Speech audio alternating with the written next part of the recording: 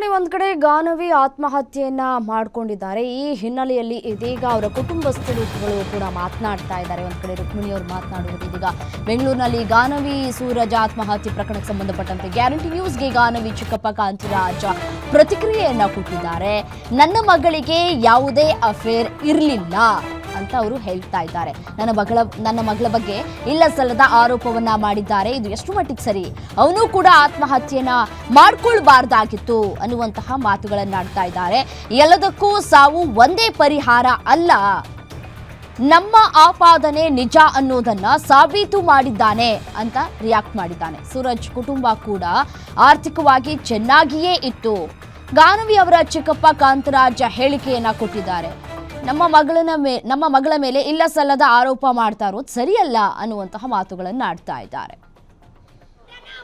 ಗಾನವಿ ಈಗಾಗ್ಲೇನು ಮೃತಪಟ್ಟಿದ್ದಾರೆ. ಈಗಾಗಲೇ ಸೂರಜ್ ಕೂಡ ಏನು ಆತ್ಮಹತ್ಯೆ ಕೂಡ ಶರಣಾಗಿದ್ದಾರೆ ಅನ್ನೋ ಮಾಹಿತಿ ಸಿಗ್ತಾ ಇದೆ.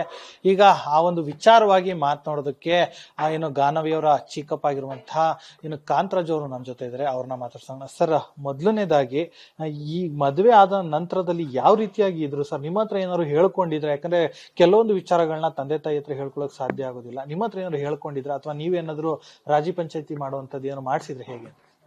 ಇಲ್ಲ ಸರ್, ಏನು ಹೇಳ್ಕೊಂಡಿರ್ಲಿಲ್ಲ. ನಮ್ಮ ಹತ್ರ ಸಹ ಏನು ಹೇಳ್ಕೊಂಡಿರ್ಲಿಲ್ಲ. ಬಿಗಿನಿಂಗ್ ಅಲ್ಲಿ ಚೆನ್ನಾಗೇ ಇದ್ರು. ಭಗವಂತ ಅವ್ರನ್ನೂ ಚೆನ್ನಾಗಿಟ್ಟಿದ್ದಾನೆ, ಅವ್ರ ಫ್ಯಾಮಿಲಿನೂ ವೆಲ್ತಿ ಆಗಿದ್ದಾರೆ, ನಮ್ಮನ್ನೂ ಚೆನ್ನಾಗಿಟ್ಟಿದ್ದಾನೆ, ಎಲ್ಲ ಚೆನ್ನಾಗೇ ಇತ್ತು. ಇದು ಎಫೆಕ್ಟ್ ಆಗಿದ್ದು ನಪುಂಸಕತೆ.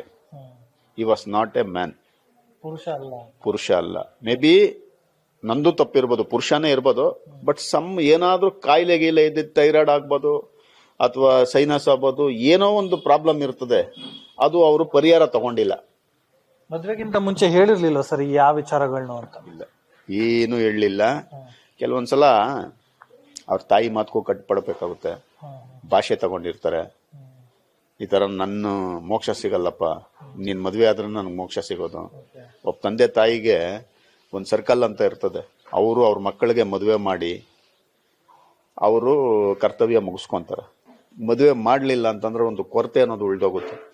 ಇಟ್ ಮೇ ಬಿ, ಬಟ್ ಅದೆಲ್ಲ ಸೆಕೆಂಡ್ರಿ. ಅದು ಇವತ್ತು ಅಡ್ವಾನ್ಸ್ ಆಗಿದೆ ಪ್ರಪಂಚ, ಬೇಕಾದಷ್ಟು ತಿಳುವಳಿಕೆ ಇದೆ, ಏನ್ ಬೇಕೋ ಮಾಡ್ಬೋದಾಗಿತ್ತು. ಏನಕ್ಕೆ ಈ ದುಡುಕಿನ ನಿರ್ಧಾರ ತಗೊಂಡ್ರೋ ಗೊತ್ತಿಲ್ಲ. ಸರ್, IVF ವಿಚಾರವಾಗೂ ಕೂಡ ನೀವು ಪ್ರಸ್ತಾಪ ಮಾಡಿದ್ರಿ. ಆ ವಿಚಾರ ಏನಾದ್ರು ಅವರಿಬ್ರು ಮಾತಾಡ್ಕೊಂಡಿದ್ರ? ನಿಮ್ ಗಮನಕ್ಕೆ ಏನಾದ್ರು ಬಂದಿತ್ತಾ ಅಂತ ಹೇಳಿ? ಹೌದು, ಮೊನ್ನೆ ಸಾಯಕ್ ಮೊದಲು ಈ ವಿಷಯ ಬಂದಿದ್ದು. ಶ್ರೀಲಂಕಾದಲ್ಲಿ ಸೈಕ್ಲೋನ್ ಇಂದ 3 ದಿನ ಮಳೆ, ಆಗ ಅವನು ಎಕ್ಸ್ಪ್ಲೋರ್ಡ್ ಆಗಿದ್ದಾನೆ.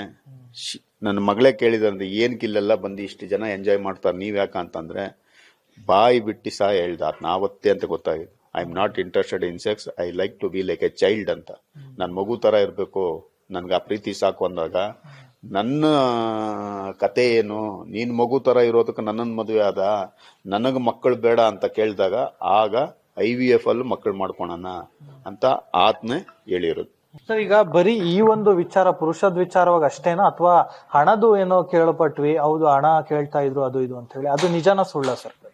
ಸರ್, ಅದೇನೇ ಇರ್ಲಿ, ಈಗ ನನ್ನ ಅಳಿಯ ಒಂದು ಕಾರ್ ಕೇಳ್ಬೋದು, ನಾನು ಕೊಡಿಸ್ತೀನಿ ನನ್ನ ಅಳಿಯ ಕಾರು.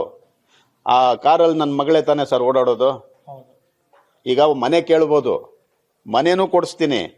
ಆ ಮನೆಯಲ್ಲಿ ನನ್ನ ಮಗಳು ಇರ್ತಾಳಲ್ಲ, ನನ್ನ ಮಗಳು ಸಂತೋಷವಾಗಿದ್ರೆ ನನ್ನ ಅಳಿಯನು ಸಂತೋಷ ಇದ್ದಂಗೆ ತಾನೆ. ಇಲ್ಲ, ನನ್ನ ಅಳಿಯ ಸಂತೋಷವಾಗಿದ್ರೆ ನನ್ನ ಮಗಳೂ ಸಂತೋಷವಾಗಿದ್ದಂಗೆ. ಅದೆಲ್ಲ ಇಲ್ಲ ಸರ್, ಅವರು ಚೆನ್ನಾಗಿದ್ದಾರೆ, ನಾವು ಚೆನ್ನಾಗಿದ್ದೀರಿ. ಅದೆಲ್ಲ ಸಮಸ್ಯೆನೇ ಆಗಿರ್ಲಿಲ್ಲ. ನಿಮ್ಗೆ ಏನ್ ಕೇಳಿದ್ರು ಕೊಡ್ಸಕ್ ರೆಡಿ ಇದ್ರಿ ಸರ್. ಸಣ್ಣ ಪುಟ್ಟದ್ದು. ಈಗ ನೀನ್ ಎಷ್ಟ್ ಮಾಡ್ಕೊಂಡಿದ್ಯಾ, ದುಡ್ಡು ಕೊಡು ಅನ್ನೋದು, ಇನ್ನೊಂದ್ ಸೆಟ್ ಹಾಕೊಂಬ ಅನ್ನೋದು ಇದೆಯಲ್ಲ ಅಂತ. ಈಗ ನಾನು ನನ್ನ ಮಗಳಿಗನ ಫಸ್ಟ್ ಟೈಮ್ ನಿನ್ ಮನೆಗೆ ಕಳಿಸ್ತಾ ಇದ್ದೀನಿ. ನಾನು ಪೂರ್ತಿ ಒಂದು ಗೋಣ್ ಚೀಲದಲ್ಲಿ ತಲೆ ಮೇಲೆ ಓದ್ಬಿಟ್ಟು ಹೊರೆ ಕಳ್ಸಕ್ಕಾಗಲ್ಲ. ಒಂದೊಂದೇ ಹೋಗ್ ನೋಡು, ಓಡಾಡು. ಈಗ ಯಾರೋ ನಮ್ ಬೇಕಾದವ್ರ ಫಂಕ್ಷನ್ಗೆ ಒಂದು ಸೆಟ್ ಹಾಕೊಂಡೋತೀಯ, ಇನ್ನೊಬ್ರಿಗೆ ಇನ್ನೊಂದ್ ಸೆಟ್ ಹಾಕೊಂಡೋಗ್ತೀರಿ. ಎಲ್ಲ ನಾವು ಸಡನ್ ಆಗಿ ನಾವು ನಂಬಕ್ಕಾಗಲ್ಲ. ಮನುಷ್ಯನು ಆಸೆ ದುರಾಸೆ ಕಾಮನ್ ಅದು. ಏನೋ ತಗೊಂಬ. ಈಗ ಆತನೂ ನನ್ನ ಹೆಂಡತಿ ಚೆನ್ನಾಗಿರ್ಲಿ ಅಂತ ಅನ್ಬಿಟ್ಟು ಕೇಳಿರ್ಬೋದು, ಕೊಡೋಣ ಬಿಡಿ. ನೀವು ಬದುಕಿದೀರಾ ನೀವು? ಏನಾಯ್ತು ಇವತ್ತು? ನಿಮ್ಮ ಹತ್ರನು 100 ಕೋಟಿ ಇರ್ಬೋದು, ಇವ್ರ ಹತ್ರನು 100 ಕೋಟಿ ಇರ್ಬೋದು. ಅನುಭವಿಸ್ತಾ ಇದ್ದೀರಾ? ನಾವು ಸಾಯೋವರೆಗೂ ಅನುಭವಿಸ್ಬೇಕೀಗ.